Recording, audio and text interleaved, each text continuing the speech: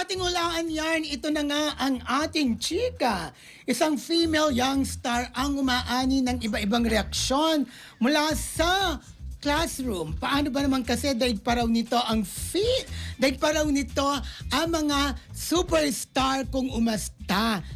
Ganon. Oo, ito nga ang female young star na ito. Kung kumilos na talaga daig pa niya mga naging superstar. Parang prima donna nga siya, di ba? Kaya nga. Parang kung tutik na, hindi pa naman niya naabot yung peak. Kumbaga, wala pa siya sa peak ng success. Pero niya, mas superstar parang Marisol Soriano. Pero talaga, in fairness Diamond naman sa Star. kanya, nagkapangalan na siya.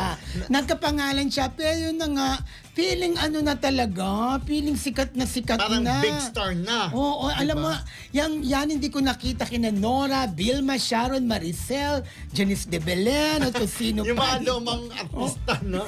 Hindi kasi sabi nga iba daw yung lumang artista kumpara sa ngayon. Pero marami rin namang mababait na artista ngayon. Diba? Pero yung iba talaga, di ba nga, hindi bumabate, binibeso nga nila din ang Bonaby. Yung iba na piling-piling Gersi dahil nga nagkapangalan na. Pero ako sa tingin ko naman yung iba kasi nahihiya. May ganun din At saka diba? ito para sa hindi nakakaalam, dati kasi, yung mga dating artista, may alalay sila, isa lang. Oo. Di ba? Yun lang ang kasama nila. Hindi ngayon talaga, pampered talaga. May stylist na, May glam RM team. pa, may glam team pa, may manager pa, may channelin pa. Meron pa, may wardrobe Oo, pa. yung entourage pa lang, di ba?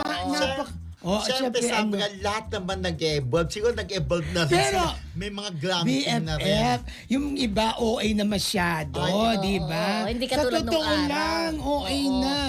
Pero meron tayong nakita na dalawa lang kasama eh. Di ba yung glam team? Meron nga, may nakikita tayo, Dalawa siya na. lang. Isa lang Isa lang. Pero may Oo. kasama rin kahit pa paano PA para mag-assist sa kanya. Lalayo ka pa ba? Kung nga nagka-PA ka, friendship, di ba? Ako naman.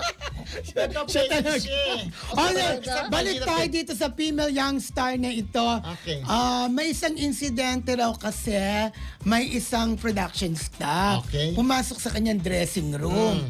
Production staff, medyo mataas ang katungkulan na pumasok sa dressing room, pinakilala itong production staff ng kanyang handler dahil nakaganyan lang Parang walang nakita. Parang walang nakita. As in talagang yung feeling sikat talaga na Nako. Pero dapat Parang kilala yan ni Beck Vasquez tsaka ni Stephanie Jamila.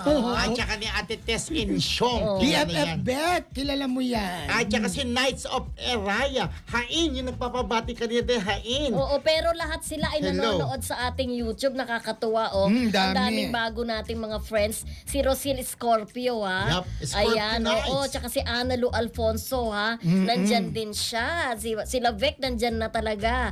Nakakatuwa. Nadagdagan ng ating mga friends. At saka si Leonor Malano, High Friendships Leonor Dasbia rin nanonood. MJ Orolia.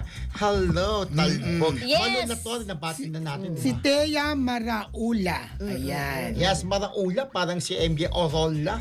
Siya yan. Ah, siya ba yun? Correct. Eto O, siya na. yung